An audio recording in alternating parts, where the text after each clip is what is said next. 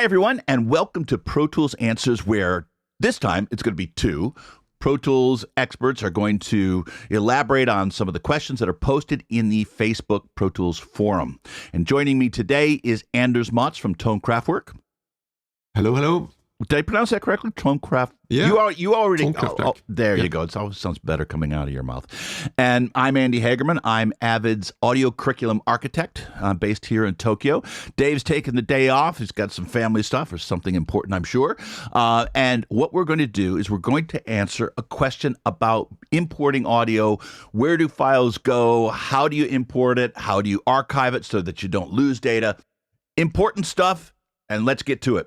Here's a question. This comes to us from Rick, who says, so I recently learned the hard way that Pro Tools doesn't actually import audio tracks into the session.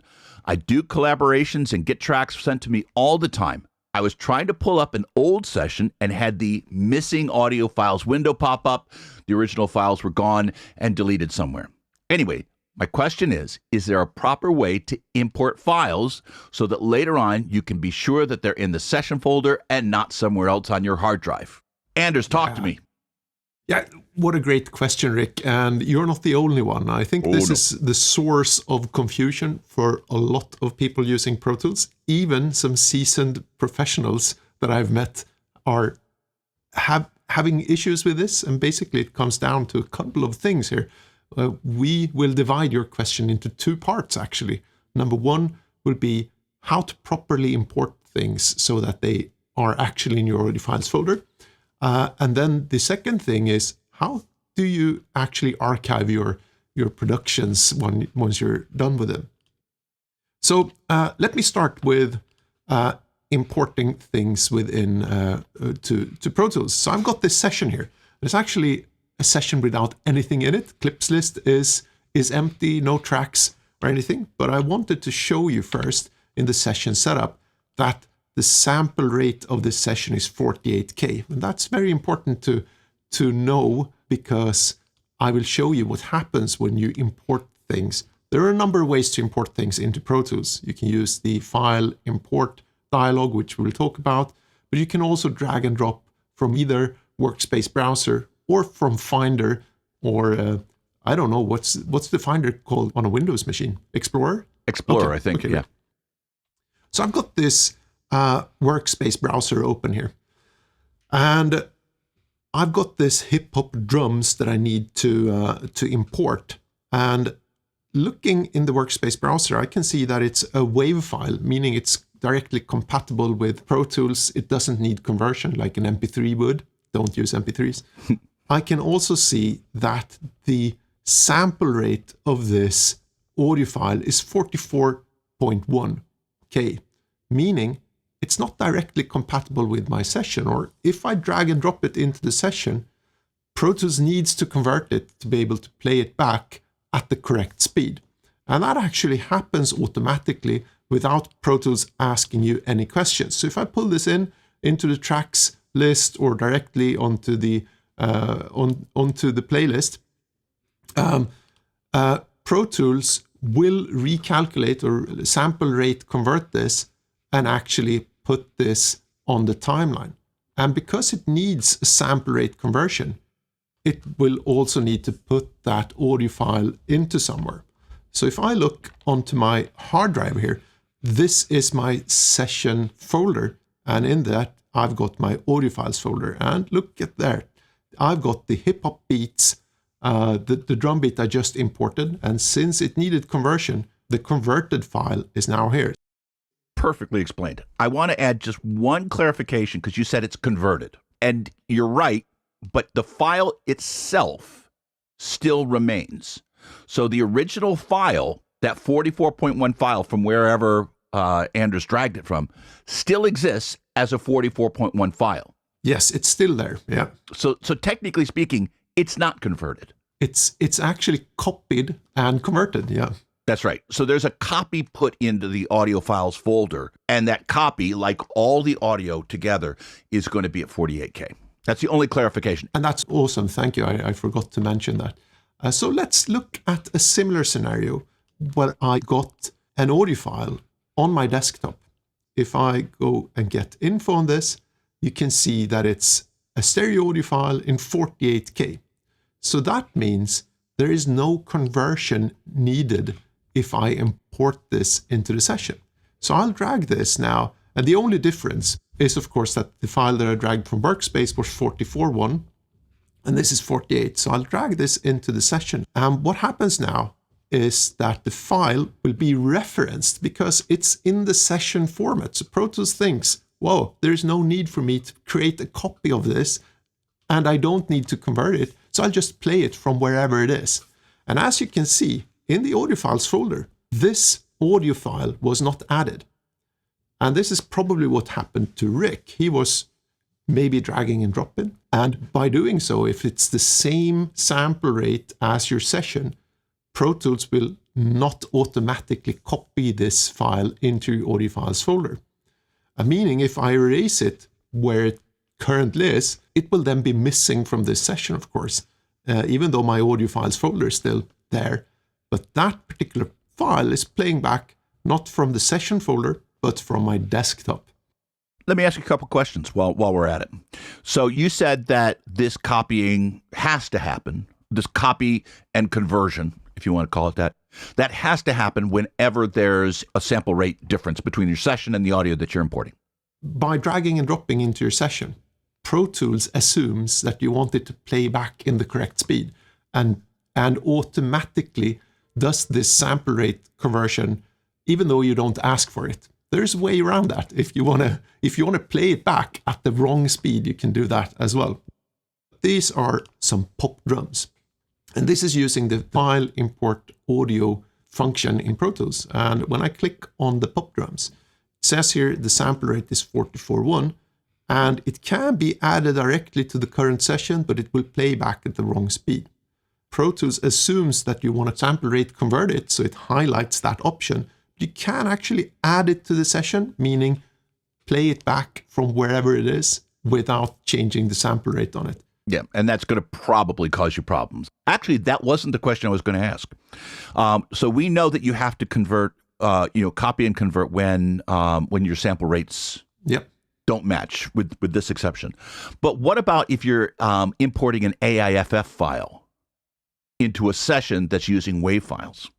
That's not a problem. It will play back an AF file and a WAV file in the same session, so they don't have to match. It's only the sample rate that's critical here. So you can have a mix of WAV and AIF files in the same session. What about bit depth? So let's say I've got a 24-bit session, which I always use, and I import 16-bit audio. What happens there? Yeah, that's not a problem either. It can play back any bit depth of audio file within the same session. So you can have 16-bit files, 24-bit files, 32-bit floating point files in the same session without needing conversion.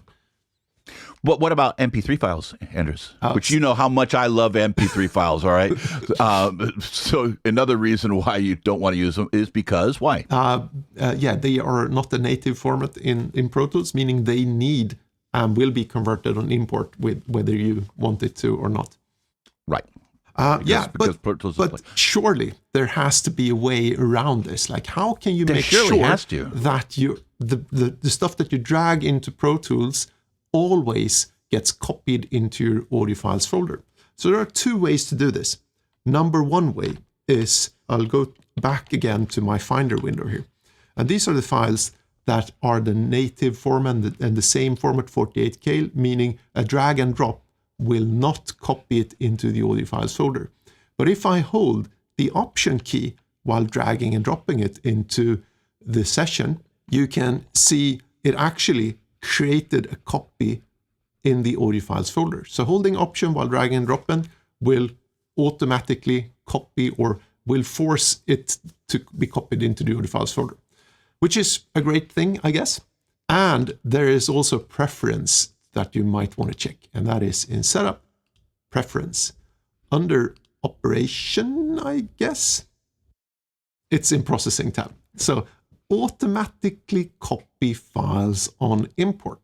And this is one feature or preference that is not checked in Pro Tools, meaning this is what causes your problem. But if you check this automatically copy files on import, any file that you drag and drop into Pro Tools or import into Pro Tools will be copied into the audio files folder and be played back from the audio files folder. Having that checked is like holding down that option key every time. Yes, it will force copy any audio files at any time. Yeah. So this is an interesting one, and this preference has been around forever, and I don't think there's ever been a version where this is checked by default. Why? I'm not really 100% sure. I know there's a lot of my colleagues who kind of wish that it was. Now I kind of wish it's not. I'm happy it's not. Well, I know why it's not. Because you want to be able to have files shared resources for post-production. I say there's a lot of folks with post-production that would normally not have that, because you've got on a network drive you have shared resources. That completely is valid. But for music studios, for students, for a lot of users, not having that checked causes the exact problem that this fellow's having. Yeah. And I'm going to put my marker down. 500 yen is that in the next year or two, that's going to change to be automatically enabled, because I think the tide is turning on that. But things being what they are, if you want to avoid this problem of when you import audio not being sure whether or not a file is going to be created in your audio files folder, have at it, Haas, click that, automatically copy on import, and you're done. Yeah. Or you can hold down the option key. Exactly. Yeah. I think that's great advice. And that's one of the things, is like, this is Pro Tools 101, the first Pro Tools course. This is one of the things that we talk about. And even for seasoned professionals, a lot of them will be like, oh, I never knew that. Yeah. It's something that everybody kind of gets caught in once. And so that's the importing side of this guy's question, right? So how do you import audio to make sure that your audio is always in the audio files folder? That's completely valid. And Anders, you answered that beautifully. There's a second half to that question, the way I read it. He said, I opened up an old session and I got the missing files dialog, which means that somehow either files weren't imported into his audio files folder, or somehow when he archived it, not everything made it over. So let's talk about how best to archive your stuff, just to make sure that all the media that your session needs is all corralled into place, and you've got everything you need, nothing you don't, and you can put it away, you can put it up on the shelf knowing that you pull it off the shelf anytime and it'll play. So I've got a session, and this is the end of a project where I was doing a little bit of mastering on a couple of tracks. So it's really small, right? Nothing big here, but it's important stuff. I want to make sure that I don't lose it. Now, if I went into the audio files folder, I might very well find that both of those files are in there. But trust the voice of experience on this. Never assume that all your audio is in your audio files folder. That is a dangerous assumption to make. Even if you have that preference check, I just never, ever make that assumption when I'm archiving, because it's so important to archive your stuff correctly. The way that you want to archive your stuff is with a little thing called Save Copy. If you go to the File drop-down menu, you go to Save Copy In. And so what I'll do is click this. And the Save Copy In window, it does give you a couple of things that you can do. So you could change the audio file type from a WAV file to an AAFF if you want to. You can change the sample rate of your session if you want to. So this happens to be a 44.1. If I want to create a version that played on Zoom, this can change your sample rate. You can change your bit depth and all of that. Down here at the bottom is the stuff that you want to take a look at. If your session has audio, click this box. Copy audio files. You can convert them to the specified format. In other words, if you have AAFFs and WAV files living in the same session, it'll convert them all to WAVs. Don't copy rendered elastic audio files. Sounds like a bad idea, right? But actually it's not, because you can safely not copy rendered elastic audio files, save space in your archive, and then when you open up the session again, it'll reconstruct those files. So you will lose nothing. So if you want to save a little bit of space and you're an elastic audio user, you might want to do that. You could choose to copy for your main playlist. You could choose for selected tracks only. This is useful. So for example, if I had a session and I wanted to share only the drum tracks with Anders, I could take a session that has the entire orchestration, I could just select the drum tracks and do a save copy, and it creates a brand new session with just those tracks in it. But for this case, for the archiving, I'm just going to go ahead here, choose audio. If it has video, I'm going to choose video files. You can go into plugin folders and that stuff and back it all up too. But as a basic archiving matter, I tend to leave those alone. It all comes down to your workflow. There is one other thing that I wanted to bring up here, and that is especially for more advanced users. You've got big sessions, and they're so big that you have to use multiple audio hard drives to play it back. What will happen when you save copy is it's going to take all of the audio from wherever it is in your session, whether it's been copied, converted, added, whatever. It's going to take it and make a duplicate of all of that audio in one folder. Okay, so all of your audio, if it was on 3 different hard drives, that archive copy, it's going to be in one folder on one hard drive. And sometimes that can make reconstructing that session a little bit tricky. There's a really neat and I think underutilized feature, and that is preserve folder hierarchy. And if you're working with multiple audio hard drives, preserve folder hierarchy will create a session in which you will find individual audio files folders that are divided the same way that your audio on your multiple hard drives. So all you have to do is drag them back to their destination drive. So for folks who are using big sessions, that might be something that you want to do. Again, it's entirely optional. But what you want to do is you want to make sure that your audio media, your video media, if you're using it, all of it is copied. And this is your fail-safe. And so what I'm going to do is I'm going to click OK. It's going to ask me, where do you want to put it? And I'm going to put it on the desktop because I'm going to drag it somewhere else. And you can see right there, it was copying all of the audio from wherever it was. God knows where it was. I don't even have any idea where the session is.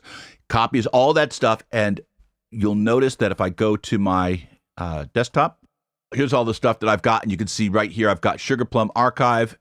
There's the session, and you can see it says Macintosh hard drive. That's the folder hierarchy. That's the name of the drive, and inside there, you're going to find users, Andy Avid, find the entire path for all of that audio, and then you'll see exactly how that session was structured, where it was, and then you're going to see the audio files that the session uses are right there. Yeah, great advice. And of course, if you don't check that option, it will not create that tree. It will simply be one folder, and inside there will be a PTX and the audio files folder, and that's it. That's it. Yeah. So, and that might be fine. And the important thing, though, is to do this, because as convinced as you are that you know where all your bodies are buried, you know, how many times have you ever had it happen, Anders, that you were positive all the stuff was in your audio files folder? You just drag that folder right into your archives, and guess what? You were wrong. Has it ever happened? Since I've known about these features, actually, I haven't. No. Has it ever happened? Yeah, it has happened. Yeah. Right. Yeah. It's happened. And by the way, it's happened to everyone. This happens to everyone. If you're smart, it happens once, and you learn how to avoid it. Right. And that's what we're here to help you out with. And actually, I think, Rick, great question, and that's the kind of questions that I think are underestimated. The value of these questions, like this is something everyone should know, obviously, and great asking that question, and hopefully you got something out of this show. Yeah, there you go, Anders. It was a pleasure. The pleasure was all mine. You were going to say the pleasure was all yours, weren't you? No. All right. Well, that does it. Anders, what can people do if they want to engage with Pro Tools Answers? Yeah, so you definitely want to go to protoolsanswers.com, and you want to check out our webpage, sign up for our newsletter. And if you can find it in you, if you've got a couple of euros or pounds or yens to spare, you can support the show. We're doing this for free, basically taking time out of our busy schedules for you. And you supporting us means a lot to us. And we've got a very nice community of Pro Tools Answers members in our closed Discord. And we do masterclasses each month. And it's a great community. It sure is. Awesome. And I guess that all that leaves me to say, thank you to Anders, and thank you from myself. And we're Pro Tools Answers, and we're out.